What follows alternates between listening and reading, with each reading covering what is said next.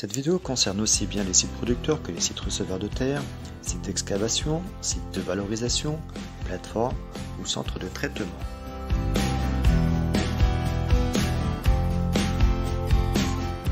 Un site peut concerner l'emprise d'une installation ou d'un projet d'aménagement. Cela peut être un site producteur de terres excavées ou alors un site qui reçoit ces terres, soit pour les valoriser, soit pour les regrouper ou les traiter.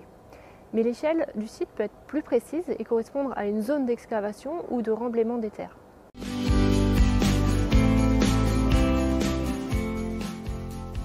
La création d'un site se fait depuis l'onglet Site de l'application Terrasse, à l'intermédiaire du bouton Ajouter un site.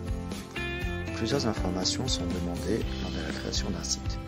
Le nom que l'utilisateur souhaite lui donner et sa localisation. Astuce, vous pouvez entrer l'adresse dans la barre de recherche. L'application vous proposera une adresse valide au fur et à mesure de la saisie. Il vous suffit de cliquer sur la proposition pour que les champs se complètent automatiquement.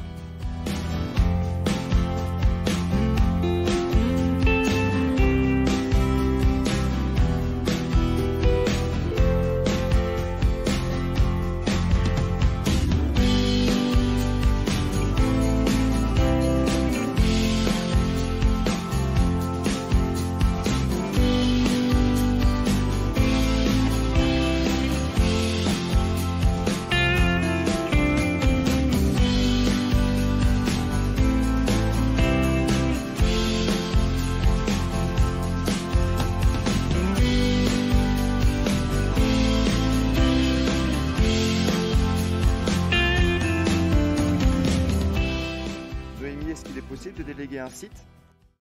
Oui, il est possible de déléguer la gestion d'un site à un utilisateur d'une autre entreprise depuis le répertoire de site ou depuis la page de consultation du site. La délégation ne peut se faire que vers une entreprise qui existe déjà sur Terrasse et sur une période définie. Vous pouvez également suspendre la délégation sur une période donnée. On parle alors de gel de délégation. Pour créer une annonce, vous devez renseigner le type d'annonce. Est-ce que c'est une offre ou une demande? Vous devez également renseigner sa confidentialité. Une offre peut être publique, c'est-à-dire qu'elle sera visible en bourse par l'ensemble des utilisateurs une fois qu'elle aura été publiée. Ou alors elle peut être confidentielle, c'est-à-dire qu'elle est consultable uniquement par les utilisateurs de votre entreprise ou par les utilisateurs qui ont reçu son numéro de référence. Vous renseignez ensuite la disponibilité des terres, c'est-à-dire la période durant laquelle les terres sont disponibles ou alors elles sont attendues pour une demande. Vous renseignez ensuite la localisation du lot de terre pour y attacher l'annonce. Dans la liste déroulante, vous pouvez retrouver l'ensemble des sites qui ont déjà été créés pour votre entreprise. Il y a ensuite la caractérisation du lot de terre ou du site receveur.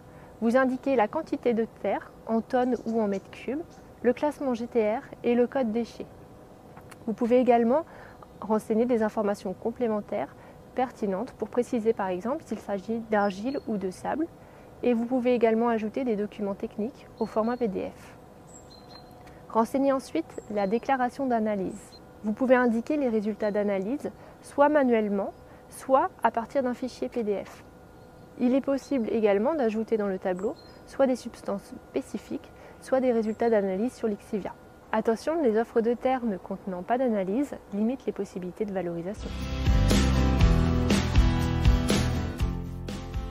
Depuis les onglets OTV ou DTV, un tableau de bord sur les offres et demandes en édition ou éditées est affiché. De nombreuses informations sont disponibles. La confidentialité de l'offre ou de la demande, qu'elle soit publique ou confidentielle. La référence OTV ou DTV donnant accès à la fiche offre ou à la fiche demande. La date de création. Le nom de la localisation du site rattaché.